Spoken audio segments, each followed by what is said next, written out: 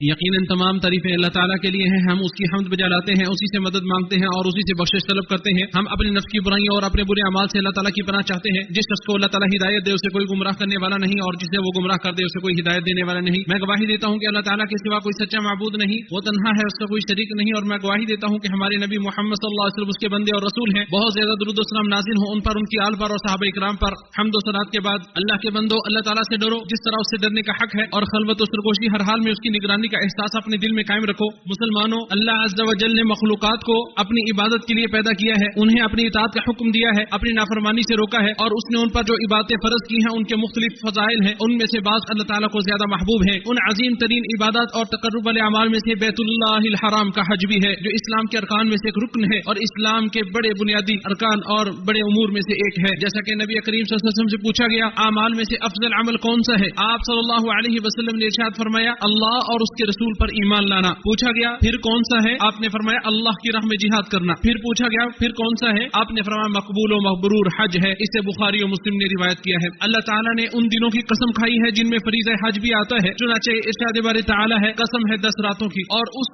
جگہ کی بھی قسم کھائی ہے جس میں یہ فریضہ انجام دیا جاتا ہے، ارشاد باری تعالیٰ ہے مجھے اس شہر کی قسم ہے۔ مناسک حج کی ادائیگی کے لیے اللہ تعالیٰ نے سب سے بہتر اور اپنے نزدیک محبوب ترین شہر کے میدانوں کا انتخاب کیا ہے۔ خانہ کعبہ کے طواف کے علاوہ روئے زمین کی کوئی جگہ ایسی نہیں جس کا طواف کیا جا سکے۔ حج ایک عظیم فریضہ بھی ہے اور تقرب الہی کا ذریعہ بھی۔ رسول اللہ صلی اللہ علیہ وسلم نے ارشاد فرمایا لوگو، اللہ تعالیٰ نے تم پر حج کو فرض کر دیا ہے، لہٰذا حج کرو۔ اسے امام مسلم نے روایت کیا ہے۔ حجاج کرام جب مناسک حج میں داخل ہوتے ہیں مسلسل حج کے فضائل و برکات کو سمیٹتے رہتے ہیں، چنانچہ وہ تلبیہ پڑھتے ہیں تو روئے زمین کی ہر خشک اور تر چیز ان کے ساتھ تلبیہ میں شریک ہوتی ہے، جیسا کہ رسول اللہ صلی اللہ علیہ وسلم نے ارشاد فرمایا جب کوئی تلبیہ پڑھنے والا تلبیہ کہتا ہے تو اس کے دائیں بائیں دونوں جانب درخت، پتھر اور مٹی کے ڈھیلے زمین کے دونوں طرف سے آخری کناروں تک سبھی اس کے ساتھ مل کر تلبیہ پڑھتے ہیں۔ اسے ابن ماجہ نے روایت کیا ہے۔ حجاج کرام اللہ تعالیٰ کے مہمان ہوتے ہیں جو عزت و کرامت کی تلاش میں اس کے در پر آتے ہیں، جیسا کہ نبی کریم صلی اللہ علیہ وسلم نے فرمایا اللہ تعالیٰ کے وفد 3 طرح کے لوگ شامل ہوتے ہیں، ایک غازی، دوسرا حج کرنے والا اور تیسرا عمرہ کرنے والا۔ اسے نسائی نے روایت کیا ہے۔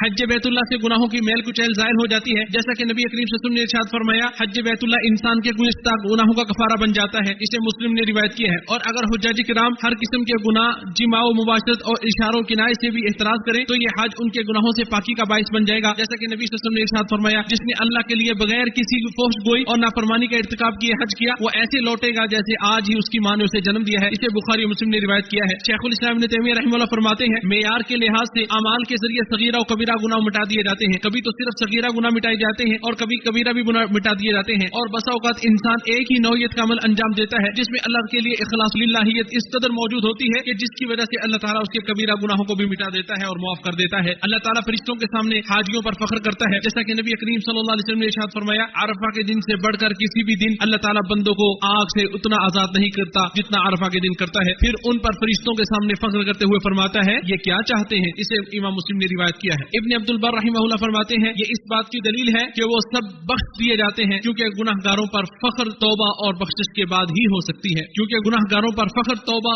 اور بخشش کے بعد ہی ہو سکتا ہے۔ جس شخص نے حج کے تمام ارکان و واجبات کو اخلاص نیت اور بغیر کسی گناہ کا ارتکاب کیے ادا کیا تو اس کا بدلہ جنت ہے، جیسا کہ نبی صلی اللہ علیہ وسلم نے ارشاد فرمایا حج مبرور کا بدلہ جنت کے سوا کچھ نہیں۔ اسے بخاری و مسلم نے روایت کیا ہے۔ حج وہ عبادت ہے جس میں اطاعت و فرمانبرداری کے متعدد اعمال داخل ہیں، نیز یہ نہایت فائدہ مند، نفع بخش نصیحتوں اور اللہ کی نشانیوں سے لبریز ہے۔ ارشاد باری تعالیٰ ہے تاکہ وہ اپنے بہت سے فائدوں میں حاضر ہوں۔ قرطبی رحمہ اللہ فرماتے ہیں ان کے لیے حج تجارت، بخشش اور دنیا و آخرت کا نفع ہے۔ حجاج کرام اپنے حج میں سب سے زیادہ جس عمل سے قربت الہی حاصل کرتے ہیں وہ اپنی عبادتوں میں توحید کا اظہار، نیک اعمال میں اللہ تعالیٰ کے لیے اخلاص اور خشوع و خضوع اختیار کرتے ہوئے اور عبادت و بندگی کرتے ہوئے اپنے نفس کو اللہ تعالیٰ کے سپرد کرنا ہے۔ ارشاد باری تعالیٰ ہے اور اللہ تعالیٰ کے لیے حج اور عمرہ پورا کرو۔ حج میں اللہ تعالیٰ کی وحدانیت کا اعلان کرنا حجاج کرام کا امتیازی نشان ہے اور ان کے لیے باعث شرف بھی ہے۔ حدیث پاک میں ہے حاجی پڑھتے ہیں لبیک اللہم لبیک لبیک لا شریک لک لبیک ان الحمد والنعمت لک والملک لا شریک لک۔ میں حاضر ہوں اے اللہ، میں حاضر ہوں، میں بار بار حاضر ہوں، تیرا کوئی شریک نہیں، میں حاضر ہوں، یقیناً تمام تعریفیں تیرے ہی لیے ہیں اور بادشاہی بھی تیرے ہی لیے ہے، تیرا کوئی شریک نہیں ہے۔ بخاری و مسلم نے اسے روایت کیا ہے۔ شیخ الاسلام رحمہ اللہ فرماتے ہیں حج کی بنیاد اللہ تعالیٰ کے لیے تواضع اور انکساری اختیار کرنے پر ہے، اسی لیے اسے نسک کے نام کے ساتھ موسوم کیا گیا ہے۔ حج کا مقصد نبی کریم صلی اللہ علیہ وسلم کی پیروی و اتباع کو یقینی بنانا ہے، لہٰذا کوئی نسک اور کوئی عبادت تب تک قابل قبول نہیں ہوگی جب تک وہ آپ صلی اللہ علیہ وسلم کی سنت کے مطابق نہ ہو۔ نبی کریم صلی اللہ علیہ وسلم کا ارشاد ہے، آپ صلی اللہ علیہ وسلم نے ارشاد فرمایا تم مجھ سے اپنے حج کے طریقے سیکھ لو، شاید کہ میں اس حج کے بعد آئندہ حج نہ کر سکوں، اسے مسلم نے روایت کیا ہے. اور تابعداری و پیروی ہی سچائی، ایمان اور محبت کی دلیل ہوتی ہے. ارشاد باری تعالی ہے، کہہ دو اگر تم اللہ تعالیٰ سے محبت کرتے ہو تو میری تابعداری کرو، تاکہ تم اللہ تعالیٰ سے محبت کرو اور تاکہ اللہ تعالیٰ بھی تم سے محبت کرے اور تمہارے گناہ بخش دیے جائیں، مٹا دیے جائیں. اللہ بخشنے والا مہربان ہے. اور ہر وہ عبادت جو آپ صلی اللہ علیہ وسلم کے طریقہ کے خلاف ہو تو اللہ تعالیٰ اسے قبول نہیں فرماتا. نبی کریم صلی اللہ علیہ وسلم کا ارشاد گرامی ہے، جس نے کوئی ایسا عمل کیا جس پر ہمارا حکم نہ ہو تو وہ عمل خلاف سنت نہ قابل قبول ہوگا. اسے امام مسلم نے روایت کیا ہے. اور مسلمان اپنے دین کو مضبوطی سے تھامے رکھتا ہے، جاہلیت کے اعمال اور ان کے طرز عمل سے اپنے آپ کو بچاتا ہے. اور حج میں اس بات کی بار بار تاکید کی گئی ہے. ابن قیم رحمہ اللہ فرماتے ہیں، شریعت نے عمدن مشرکین کی مخالفت کو برقرار رکھا ہے، خاص طور پہ احکام حج میں. اور حج میں اللہ اور اس کی مخلوق کے لیے تواضع اختیار کیا جاتا ہے اور اس بات کا اقرار کیا جاتا ہے کہ بے شک ساری کبریائی صرف اور صرف اللہ وحدہ لا شریک کے لیے ہے. اور تکبیرات کہتے ہوئے، کینکریاں مارتے ہوئے طواف کے دوران، قربانی کے دن اور ایام تشریق میں اس بات کا اعلان کیا جاتا ہے تاکہ دل ہر چیز سے پاک ہو کر صرف ایک اللہ کے ساتھ جڑے رہے. اور اس عبادت میں مسلسل حجاج کرام ذکر الہی سے وابستہ رہتے ہیں. جب وہ قیام کرتے ہیں یا کوچ کرتے ہیں، چڑھائی پہ چڑھتے ہیں یا نیچے اترتے ہیں، یہاں تک کہ جب وہ اپنے حج کے مناسک سے فارغ ہو جاتے ہیں تب بھی ذکر الہی ان کا مشغلہ ہوتا ہے. ارشاد باری تعالی ہے، پھر جب حج کے ارکان ادا کر لو تو اللہ کو یاد کرو جیسے تم اپنے باپ دادا کو یاد کیا کرتے تھے یا اس سے بھی زیادہ. ابن قیم رحمہ اللہ فرماتے ہیں، اگر عمل کو بجا لانے والوں میں سے سب سے افضل وہ ہوتا جو سب سے زیادہ ذکر کرنے والا ہے، اور حج کرنے والوں میں سے سب سے افضل وہ ہے جو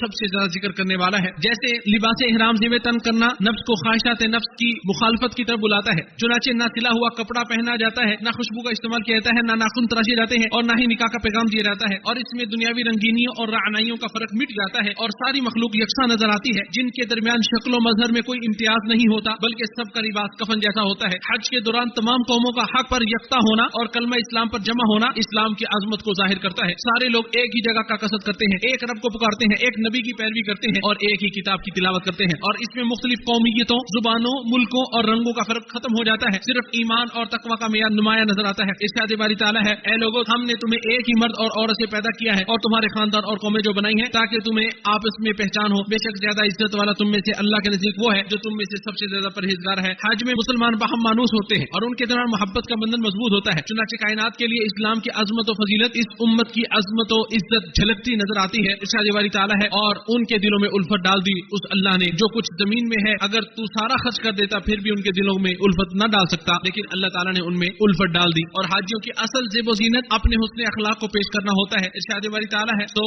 جو کوئی ان میں حج کا قصد کرے تو مباشرت جائز نہیں، اور نہ گناہ کرنا اور نہ حج میں لڑائی جھگڑا کرنا جائز ہے. اور حج کے دوران نیکی کے کاموں میں سے کھانا کھلانا، سلام کو عام کرنا، اچھی گفتگو کرنا اور لوگوں کے ساتھ احسان و بھلائی کے ساتھ پیش آنا سب شامل ہے. اور حاجیوں کے ساتھ احسان کرنا کثیر الفوائد عبادت ہے. مجاہد رحمہ اللہ فرماتے ہیں، میں عبداللہ بن عمر رضی اللہ عنہما کے ہمراہ سفر پر نکلا تاکہ ان کی خدمت کر سکوں، لیکن وہی میری خدمت کرتے رہے. ابن رجب رحمہ اللہ فرماتے ہیں، اجر و ثواب کو حاصل کرنے کے لیے بہت سارے سلف صالحین سفر میں اپنے ساتھیوں پر شرط رکھتے تھے کہ وہ ان کی خدمت کریں گے. حج میں حجاج کرام کو جمرات کی کیکریاں مارنے والی جگہ میں شیطان کے ذلیل اور رسوا ہونے کے بارے میں غور و فکر کرنا چاہیے. جب وہ 3 بار ابراہیم علیہ السلام کے سامنے آیا تاکہ وہ اللہ کا حکم مان کر کہیں اپنے بیٹے کو ذبح نہ کر دیں، چنانچہ ابراہیم علیہ السلام نے اسے ذلیل کرتے ہوئے اس سے عداوت کا اظہار کرتے ہوئے پتھر مارے، اور وہ بھی بار بار جناب خلیل اللہ کو رگلانے کی کوشش کرتا رہا، جس سے ہمیں بخوبی اندازہ ہو جانا چاہیے کہ شیطان کس طرح تسلسل کے ساتھ اور مختلف اوقات میں بنی نوع آدم پر وسواس کی جلغار کرتا ہے. حج میں خواہشات نفس کو ترک کرنے پر نفس کی تربیت ہوتی ہے اور اس کے لیے اسے تیار کیا جاتا ہے. چنانچہ حاجی اپنے بعض جائز اور مباح معاملات کو بھی چھوڑ دیتا ہے، مثلا سلا ہوا لباس پہننا، خوشبو لگانا. اور جو شخص اپنے نفس کو حج میں ممنوعات احرام سے روک لے تو اسے چاہیے کہ ہر وقت اور ہر جگہ اپنے نفس کو معصیت الہی سے باز رکھے. اور اس میں اعمال کو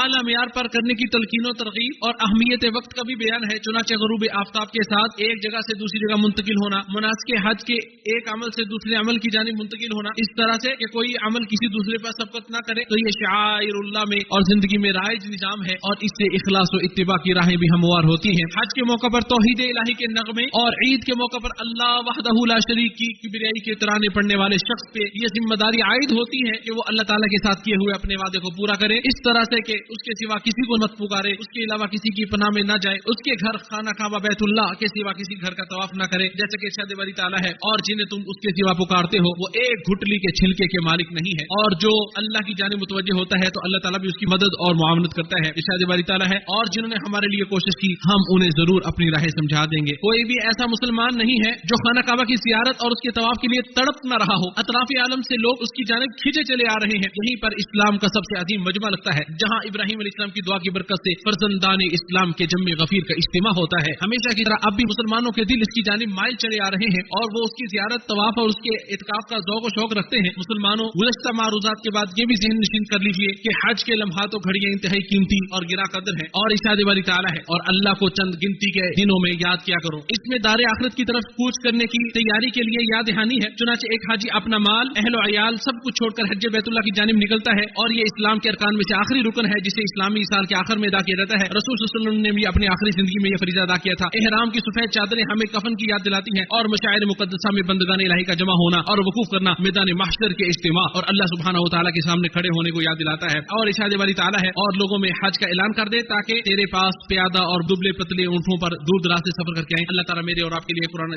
عظیم کو باعث برکت بنائے. اللہ تعالیٰ مجھے اور آپ کو اس کی آیات سے اور حکیمانہ نصائح سے فدا پہنچائے. میں بھی اللہ تعالیٰ سے استغفار کرتا ہوں، آپ سب بھی اللہ تعالیٰ سے استغفار کرو.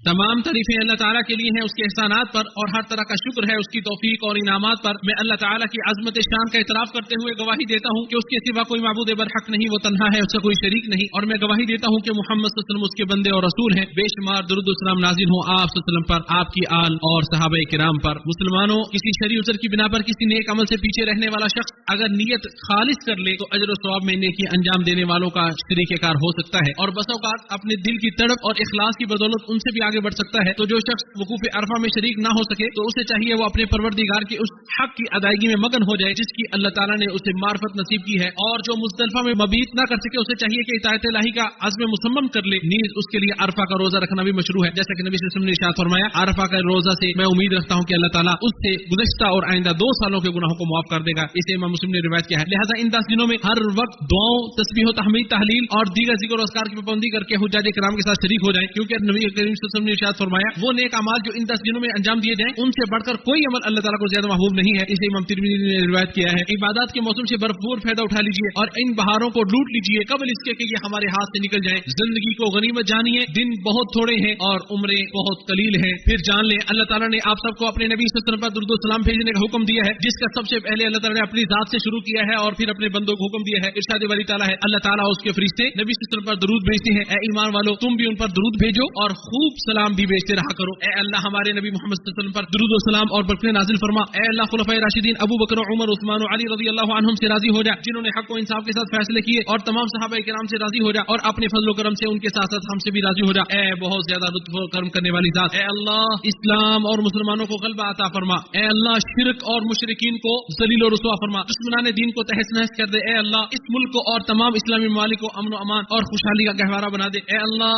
ہمارے امام خادم حرمین شریفین کو اللہ ہر نیک کام کی توفیق عطا فرما، نیکی و تقوی کے کاموں پہ انہیں لگا دے اور ان کے ذریعے اسلام اور مسلمانوں کو نفع عطا فرما اور انہیں صحت و تندرستی عطا فرما. اے اللہ حجاج کرام کا حج قبول فرما. اے اللہ حجاج کرام کا حج قبول فرما، ان کو صحت و سلامتی عطا فرما، ان کی حفاظت فرما. اور اے اللہ تمام مسلمان حکمرانوں کو اپنی کتاب و سنت کو نافذ کرنے کی توفیق عطا فرما. اے ہمارے رب ہمیں دنیا میں نیکی دے اور آخرت میں بھی بھلائی عطا فرما اور عذاب جہنم سے نجات عطا فرما. اے ہمارے پروردگار ہم نے اپنے بڑا نقصان کیا اور اگر تو نے ہماری مغفرت نہ کی اور ہم پر رحم نہ کیا تو واقعی ہم نقصان پانے والوں میں سے ہو جائیں گے. یقینا اللہ تعالیٰ عدل کا، بھلائی کا اور قرابت داروں کو مالی تعاون دینے کا حکم دیتا ہے، بے حیائی کے کاموں، نشائستہ حرکتوں اور ظلم و زیادتی سے روکتا ہے. وہ خود تمہیں نصیحت کر رہا ہے، تم نصیحت حاصل کرو. اللہ جو عظمت و جلال والا اسے یاد کرو، وہ تمہیں یاد کرے گا. اس کی نعمتوں پر اس کا شکر ادا کرو، وہ تمہیں اور زیادہ عطا کرے گا. بے شک اللہ تعالیٰ کا ذکر بہت بڑی چیز ہے. جو کچھ تم کر رہے ہو اللہ تعالیٰ اس سے باخبر ہے. یقینا